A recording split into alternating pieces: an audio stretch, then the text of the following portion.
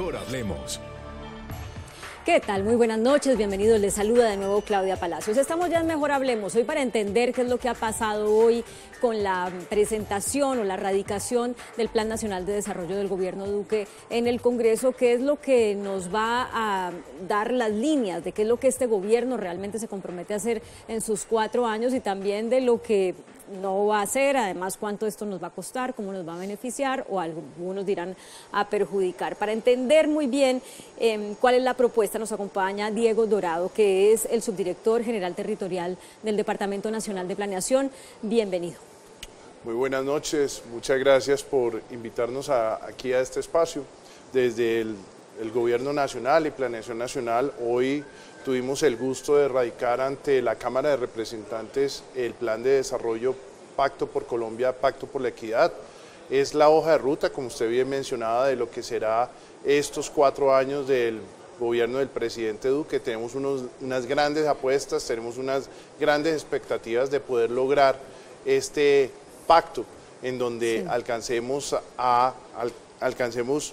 a lograr esa equidad que tanto hemos buscado, siguiendo esa identidad que el presidente desde la campaña venía promoviendo de legalidad más emprendimiento igual equidad. Bueno, ¿cuáles son las líneas fundamentales y que sean las innovadoras? Lo que no hemos visto en Colombia, que vamos a ver en el gobierno Duque si el Congreso aprueba este plan, ¿qué es?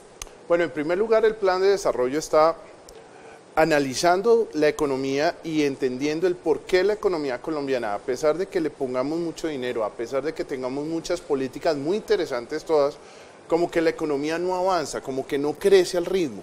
Entonces lo que hemos es encontrado una serie de elementos que frenan la economía. Esto es como si estuviéramos en un carro y tuviéramos un freno de mano. Entonces pues el carro puede andar, pero no a la velocidad que quisiéramos.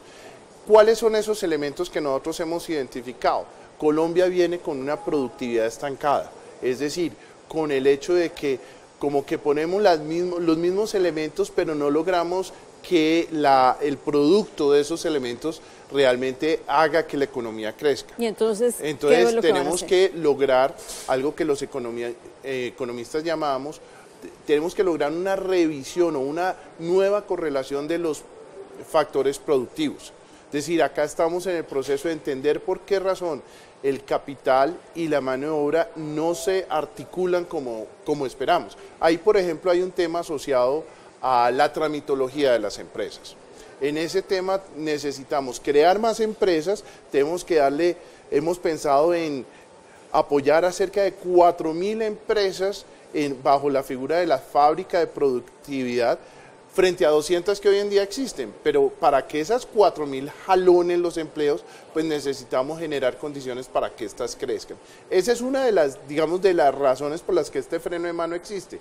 Otro de los temas es las regiones. Voy a abrir un paréntesis ahí, porque incluso desde el gobierno de Álvaro Uribe, antes de los 2 gobiernos de Santos, se venía hablando de eliminar trámites, y cada gobierno llega y dice que ha eliminado un montón de trámites, entonces que ahorita es más fácil hacer empresa en Colombia y demás, pero el nuevo que llega dice, no, es que sigue siendo muy difícil, entonces hay que eliminar más, y uno como que no entiende, entonces si no se trata de eliminar trámites, ¿de qué es lo que se trata?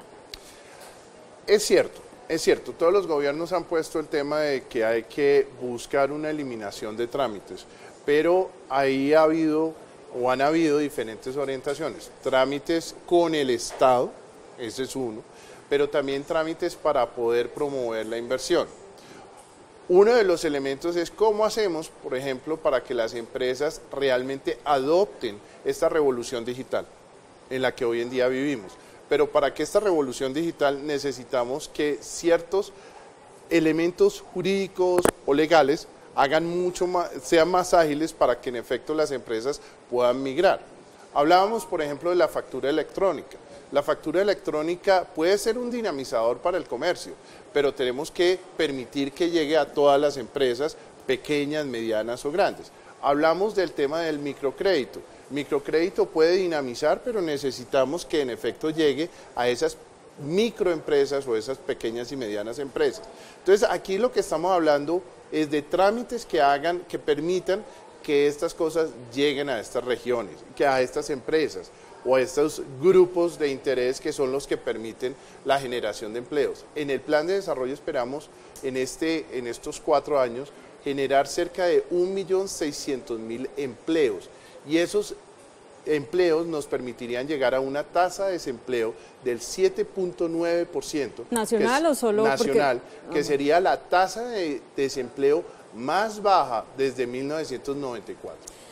¿Cuáles son muy puntualmente esos incentivos para la generación de empleo? ¿En dónde van a estar generados esos empleos y por qué para determinados sectores va a ser muy atractivo si el Congreso aprueba este plan? Economía naranja.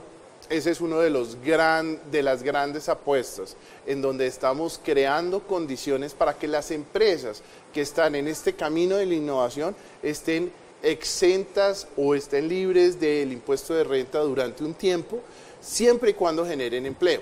Esto es una forma de ayudar a que estas empresas se promocionen. ¿Solo en economía naranja hay alguna proyección de cuántos empleos va a generar este gobierno? Tenemos la intención de que en materia de economía naranja, ahora sí me tocó ponerme... A ver la copialina. A ver la copialina, ¿cierto? En materia de economía naranja, nosotros estamos hablando, por aquí lo tenía, estamos hablando de... Si quiere lo va buscando ahorita y lo vamos voy hablando buscando también sin problema. Pero bueno, ustedes están hablando de generar 1.600.000 empleos. ¿Ya lo encontró? El crecimiento real de la economía naranja que tenemos hoy en día es pasar esa cuenta satélite, que hoy en día representa el 2.9, a que tenga un crecimiento real de 5.1. Estamos hablando casi de duplicar el crecimiento del sector de las industrias creativas. Ya. Esa es, digamos, una forma de activar. Pero eso no está medido en términos de cuántos empleos puede generar. Digamos, al duplicarse, pues no sé, generará más empleo, pero no sabremos muchos empleos. Pero sobre el tema de empleo, por ejemplo, uno de los obstáculos que encontramos, porque una cosa es generar empleo y otra cosa es generar empleo calificado. Uno de los grandes retos que enfrentamos en el plan de desarrollo es entender la dinámica que está teniendo la economía colombiana. Hoy en día, si uno analiza las curvas, vemos que ha habido mucha gente que ha salido de la pobreza, lo cual es muy bueno. Pero eso también implica que esa gente que ha salido de la pobreza ha comenzado a entrar en lo que podríamos llamar la clase media, que también es muy bueno. Pero la clase media tiene una característica, es una clase estudiada, es una clase que ha podido ir a la universidad, es una clase que ha tenido un acceso a servicios y que por ende tiene una demanda de unos servicios más exigentes y que por ende es gente más cualificada para entrar al mercado laboral y que espera unos empleos que sean mucho más acordes con lo que han estudiado, con lo que se han preparado. Entonces eso lleva a que en efecto la economía, cuando estamos hablando de generar 1.600.000 empleos, tenemos que tener en cuenta que es 1.600.000 empleos capaces de capturar la mano de obra. Claro, porque hay mucho profesional desempleado. A veces es más fácil para una persona que no haya estudiado nada conseguir un empleo de $1.000.000 pesos que para un profesional conseguir uno de 2 millones. Imagínese la frustración que eso significa para esa persona que ha hecho una gran inversión en tiempo y en dinero de estudiar y que salga al mercado y no encuentre empleos trabajo. Para la clase media, si le entiendo bien. Empleos cualificados. Bueno, pero también al aspirar a que esa clase media esté empleada y genere, por supuesto, impuestos y demás, ustedes están pensando en un siguiente paso del Sisbén, ¿no? ¿Qué es lo que va a pasar con el Sisbén según este plan de desarrollo? Bueno, el Sisbén, aquí tenemos que entender primero, el Sisbén es una base de datos. Como una base de datos, es una base de datos donde podemos censar todos los colombianos. Obviamente, cuando nos califican con los criterios del Sisbén, pues hay unos colombianos que no clasifican para ser beneficiarios de subsidios, ¿cierto? Pero no quiere decir que no estén en el Sisbén. Las entidades del Estado, en los diferentes sectores, utilizan esa base de datos para decir este señor si es sujeto o no sujeto del subsidio. ¿Qué ha pasado? Hoy en día en el Sisbén tenemos algunas personas que es lo que llamamos los colados. Entonces necesitamos depurar la base de datos para que en efecto podamos hacer una mejor focalización de los subsidios. En esa depuración se viene desde hace unos 5 años más o menos. No, realmente en esa depuración venimos desde desde inicios del año pasado, más o menos desde marzo, comenzamos los pilotos del Sisbén 4. Ah, bueno, pero de se lo que está hablando llamamos del Sisbén tema 4. de la necesidad de depurarlo desde hace mucho rato. Entonces, con este plan, ustedes calculan que cuánta gente va a tener que pasar a un Sisbén 4, que es el Sisbén que ya no es beneficiario de subsidios. No, quiero aclarar.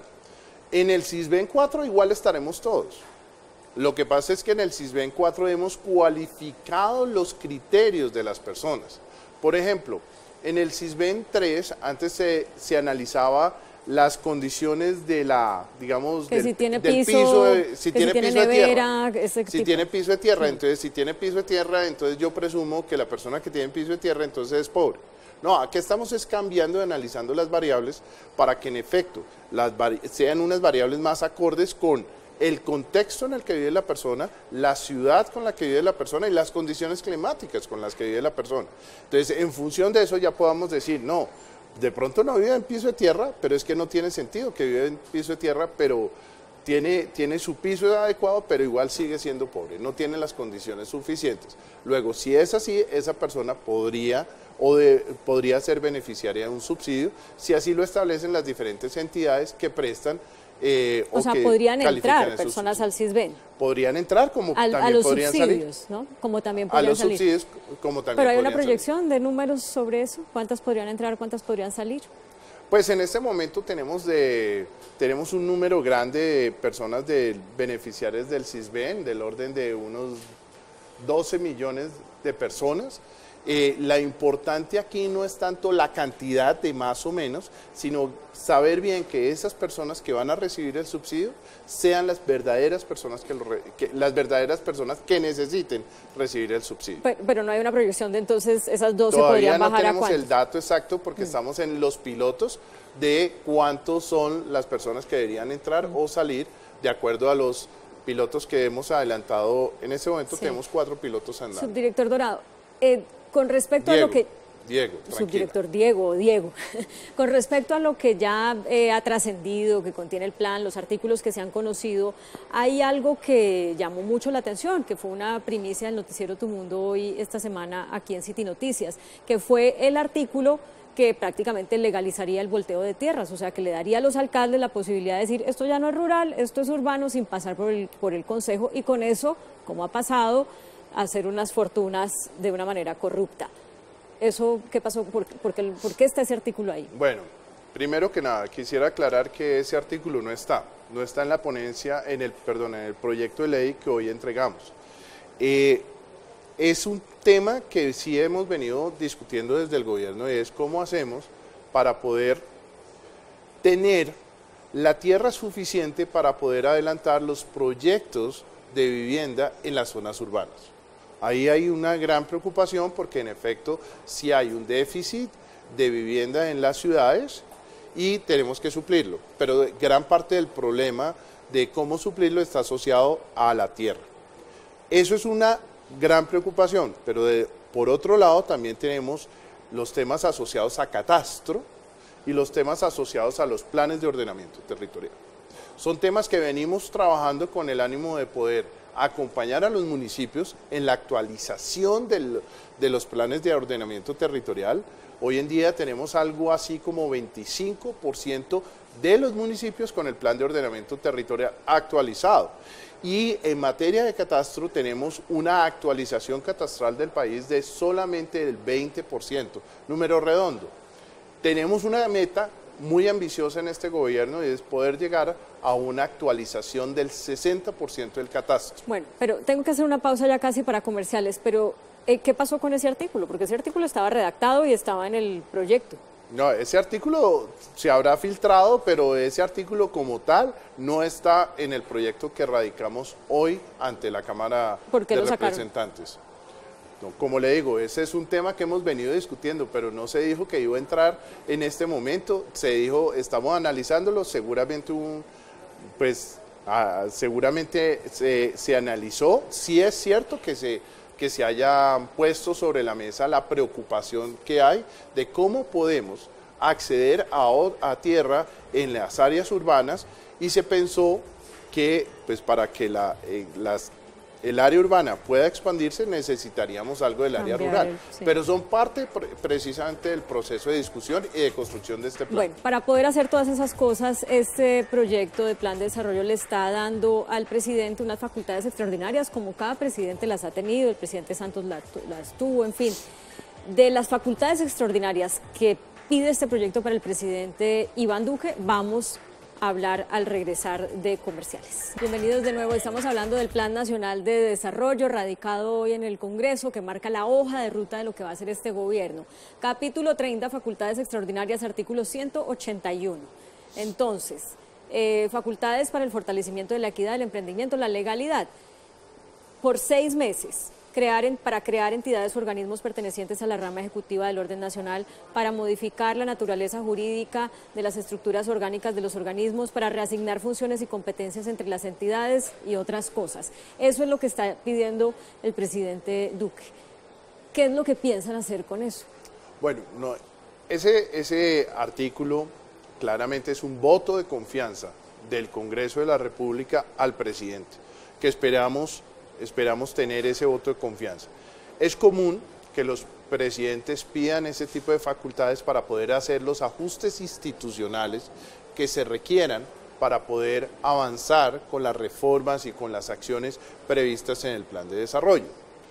En este caso particular, pues nosotros estamos frente a un Estado o un gobierno que necesita encontrar eficiencias, y en efecto el pensar en servicios compartidos entre organizaciones del Estado, el pensar en de pronto reducir algunas entidades o fortalecer algunas funciones de otras entidades ayudaría. ¿Con qué? Porque el presidente desde que se posesionó está hablando de los organismos que tienen que ver con la tierra, que de pronto hay muchos que de pronto se crearon más de los necesarios por el acuerdo de paz. ¿Exactamente a qué está apuntando esto? ¿A funcionar qué? No. Le voy a poner un ejemplo en el tema de catastro que estábamos tocando antes. Una de las razones por las cuales hoy en día nuestro nivel de catastro está tan frenado es porque los arreglos institucionales alrededor del IGAC, alrededor de la Superintendencia de Notariado y Registro y alrededor de la Agencia Nacional de Tierras, que tiene una función de gestor catastral, no funcionan adecuadamente. El IGAC tiene la función de ser la entidad catastral del país y le es muy difícil delegarla en el resto de entidades, muy difícil por razones jurídicas, delegarla en otras entidades como en departamentos o en ciudades. Entonces eso nos frena y nos frena la posibilidad de poder actualizar el catastro. Parte de lo que estamos buscando es precisamente eso, que con esas facultades poder tener la posibilidad de flexibilizar los temas asociados a la forma como opera el IGAC, de manera que podamos tener varias entidades en un proceso de actualizar el catastro de los municipios. Ese es un ejemplo. Otro ejemplo, otras entidades ve uno que de pronto podrían beneficiarse si utilizan una misma Secretaría General. Entonces ahí necesitaríamos poder tener la facultad para poder decir, mire, toda esta única Secretaría General, eso sí lo estamos estudiando en este momento, pero usted encuentra que hay entidades que la carga administrativa es demasiado grande para la labor que están adelantando, y entonces por eso no es raro encontrar que en una entidad uno diga, no, es que la cantidad de dinero que se va, y se va todo en contratistas, en funcionarios, en administrativos, cuando uno dice, no es el sentido de la entidad. Una entidad requiere y trae consigo una serie de gastos administrativos normales. Entonces la idea es cómo los optimizamos. Ese es el sentido de este artículo. Pasemos a otro tema que ya está generando varias preguntas, y es que dependa, o sea, que se cobre valorización, por ejemplo, para las carreteras departamentales de las regiones en las cuales este plan tiene mucho énfasis. Hoy no se hace así, hoy se hacen las vías 4G con las APPs público-privadas, en fin. En efecto, hoy no se hace así, pero en esas vías, una vez la vía pasa y el desarrollo llega, las tierras que conexas a esa vía, las tierras que están cercanas a esa vía, generan un valor adicional. Entonces aquí lo que estamos diciendo es ese valor adicional que tienen esas tierras debido a que la vía pasa, pues reconozcámoslo y sería para las que ya están hechas y las que vengan, o solo para las que vengan. Esa es parte de la discusión que tendremos en el Congreso y en la implementación de estas ideas. ¿Y hay alguna proyección del potencial recaudo con cobro de valorización para vías? Pues eso parte, y qué pena lo reincidente, esto está muy asociado también al tema de catastro, porque muchas de esos predios que están conexos a las vías están en áreas no formadas.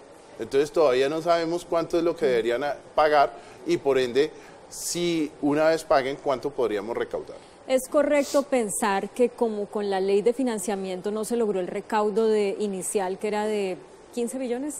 14 billones, sino 7 algo, con este plan se va a completar lo que no se alcanzó con la ley de financiamiento? Realmente hemos tratado de evitar en la estructuración del proyecto de ley aquellos artículos que puedan tener una, entre comillas, reforma tributaria.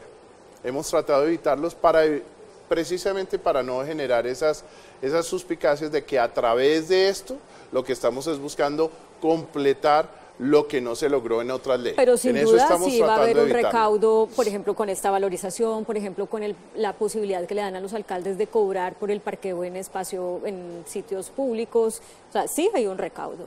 Sí, pero mire usted que lo que estamos hablando en estos ejemplos es cómo beneficiar las finanzas del nivel territorial, no cómo beneficiar las finanzas del gobierno nacional.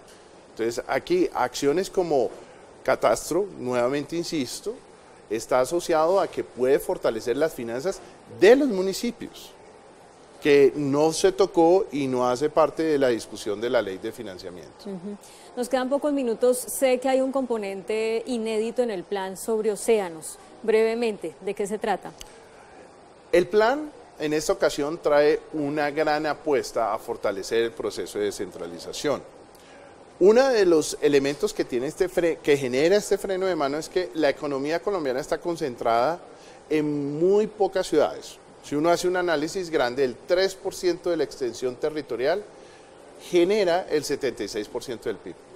Y el resto del país es una enorme fuente de posibilidades. Entonces nos hemos dado a construir un plan de desarrollo pensando en las regiones hoy existentes. Incluimos 9 regiones y una de estas es la región de océanos, que está comprendida en los 12 departamentos que tienen costa, incluyendo obviamente San Andrés, los 4 del Pacífico y el restante en el Caribe, incluyendo los 67 municipios que tienen costa, y teniendo en cuenta que nosotros en materia de extensión marítima tenemos cerca de 950.000 kilómetros cuadrados y en extensión continental tenemos 1.100.000 kilómetros cuadrados. Entonces, ¿esto qué quiere decir? ¿Algo para explotar más el mar? Exactamente. Económicamente. El potencial que tiene Colombia en materia de océanos y mares es todavía desconocido.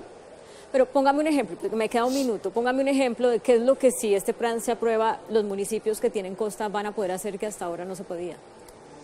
Pesca, el desarrollo de toda la industria pesquera, puertos, el desarrollo de toda la industria marítima.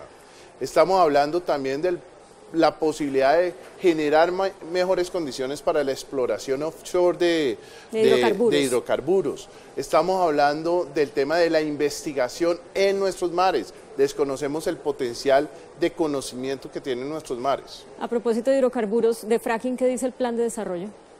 No dice mucho. ¿Pero qué dice? En lo poco que dice. Ese es un tema de una gran discusión. Nosotros acá en el plan de desarrollo, en el capítulo de minero energético, pues hacemos énfasis en la necesidad que tiene el país de poder seguir explorando para poder mantener el nivel de ingresos que hemos venido teniendo por razón de los hidrocarburos. O sea, ya es como el chulito que le pone este gobierno a que el fracking sí va. No, no estamos diciendo eso, decimos que necesitamos seguir explorando para poder mantener el nivel de hidrocarburos. Una opción, sin duda, para poder aumentar el nivel de explotación podría ser el fracking, pero esa es una discusión que seguimos teniendo al interior del gobierno para que el ministro de Minas el Ministerio de Minas se pronuncie alrededor del tema. Se me acabó el tiempo, pero ¿y este plan ya lo socializaron? ¿Ya se lo mostraron a las comunidades, a los gremios? No vaya y sea que pase lo mismo que con el de la ley de financiamiento, que no se lo habían mostrado a nadie y no duró vivo ni 15 días. Hemos socializado este plan en los 32 departamentos. Hemos tenido cerca de 7.200, 10.000 personas que han participado en nuestras mesas de trabajo para la construcción del plan.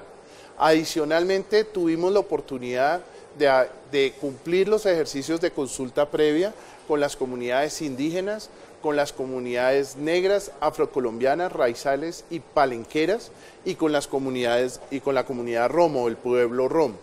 Adicional a eso, en virtud de la ley de oposición, fuimos a todos los 32 departamentos a hacer las audiencias públicas del Plan Plurianual de Inversiones, incluido en el Plan de Desarrollo. Con eso, simplemente para responderle a su pregunta, creeríamos que este plan ha sido altamente socializado y altamente divulgado.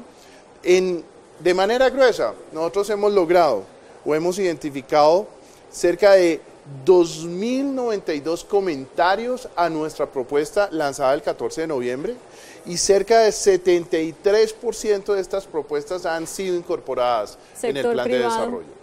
Sector privado, obviamente, también hemos tenido reuniones con el sector privado. De hecho, al principio de la elaboración del plan, ellos nos hicieron llegar una serie de propuestas. El Consejo Privado de Competitividad también nos envió propuestas de lo que debería incluirse en el plan de desarrollo.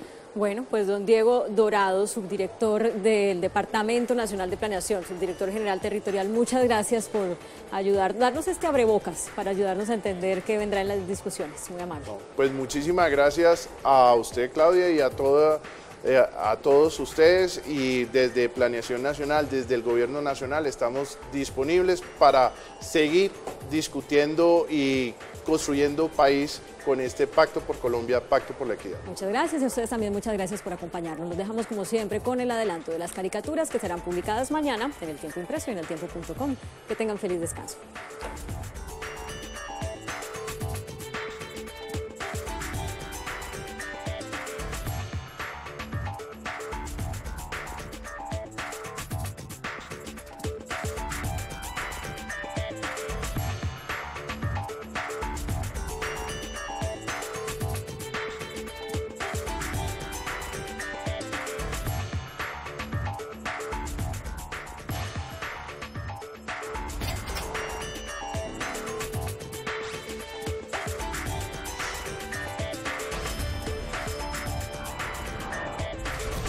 Mejor hablemos.